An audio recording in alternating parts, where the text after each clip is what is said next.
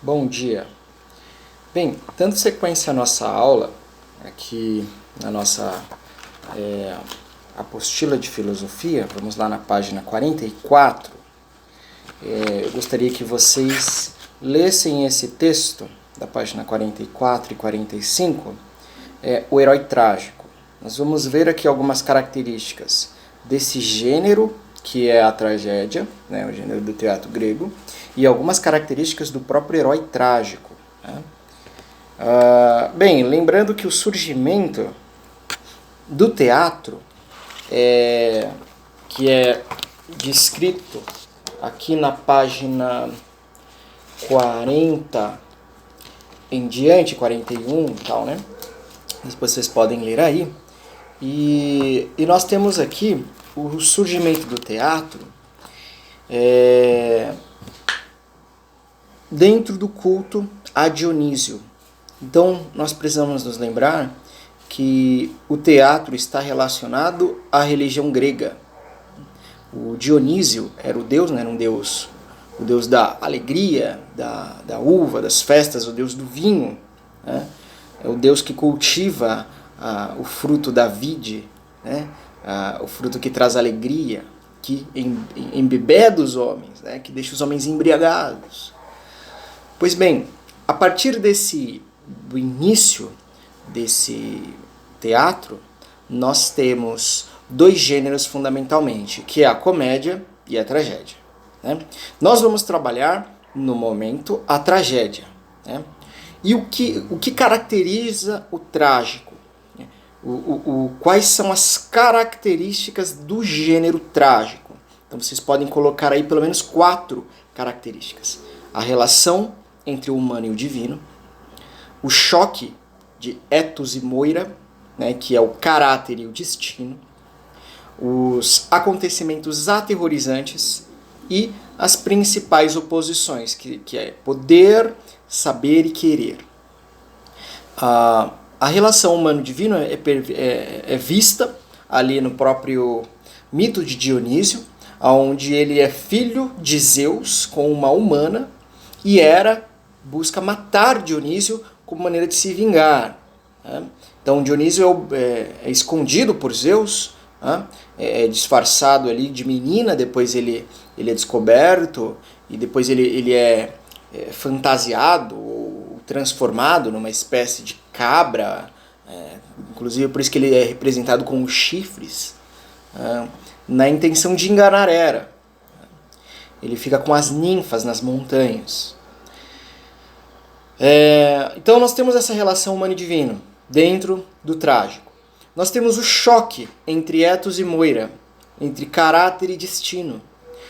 O herói trágico, ou o protagonista trágico, nem sempre o destino dele se coincide com o seu caráter. Ele pode ter um bom caráter, ele pode ser uma boa pessoa, mas o seu destino nem sempre é o que ele merece.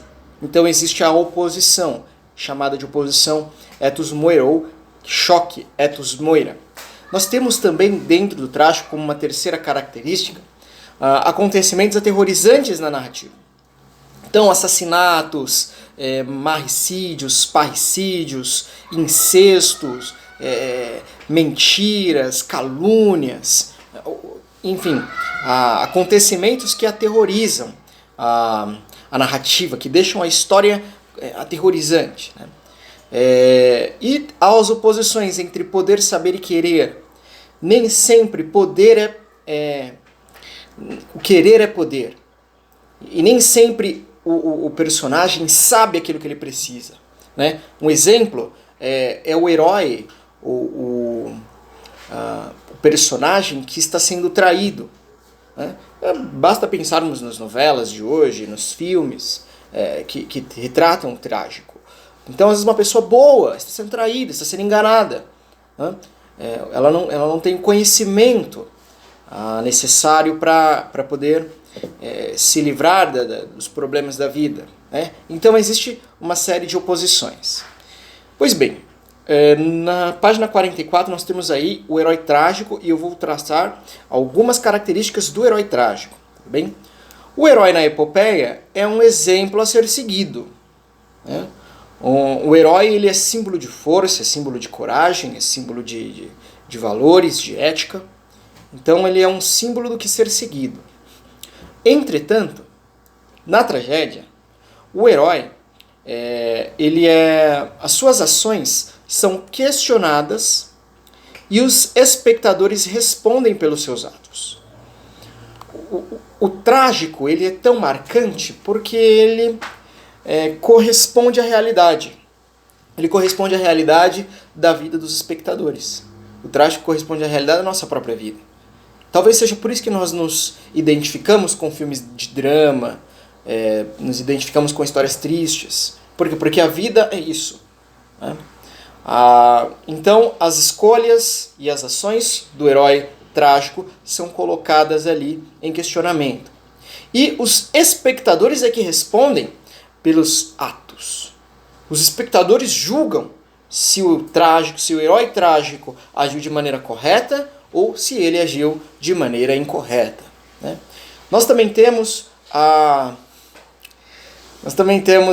ethos daimon, que é uma oposição que gira em torno dos princípios éticos, que geralmente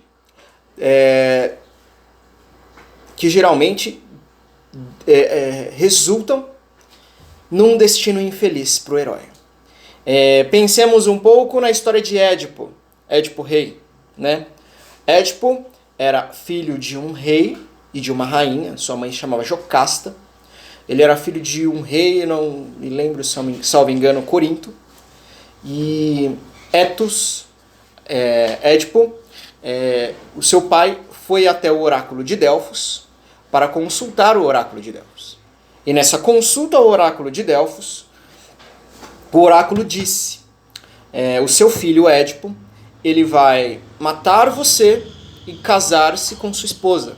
Ou seja, seria um patricídio e incesto. Ele mataria o pai e se casaria com a mãe. Isso é uma abominação. Isso é realmente um acontecimento terrível. O que o pai de Édipo faz então?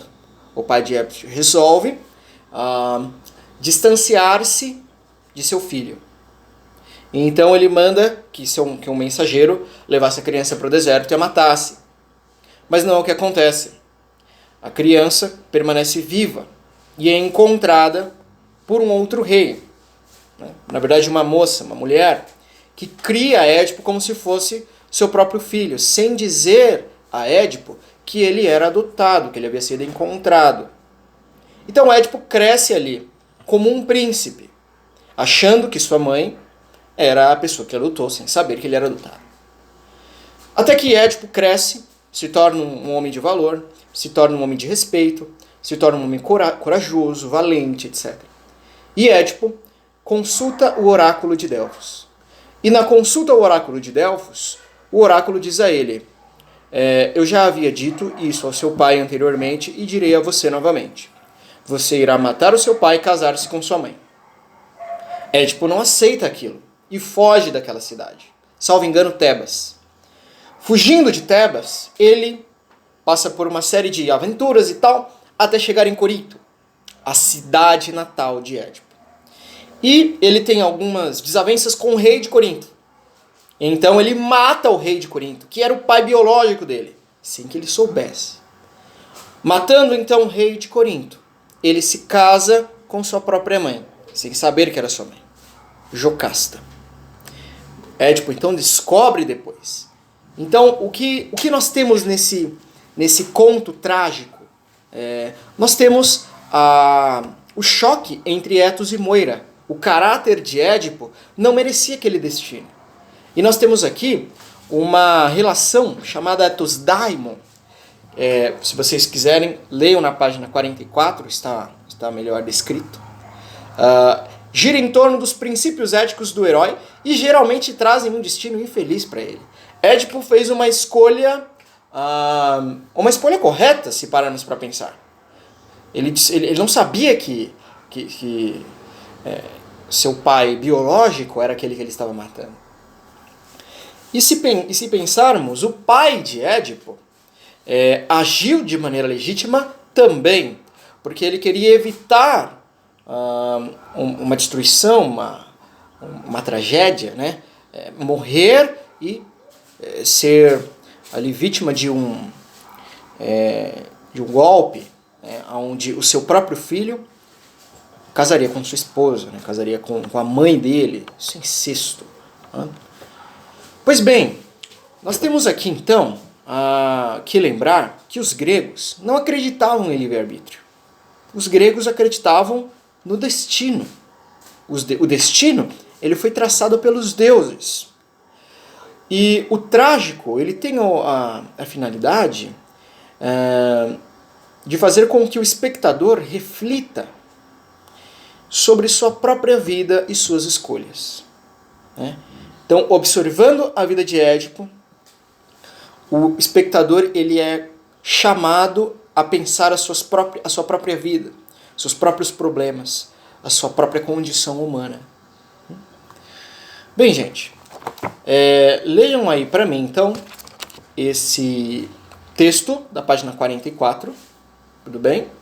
O herói trágico, que vai na página 44 e a 45.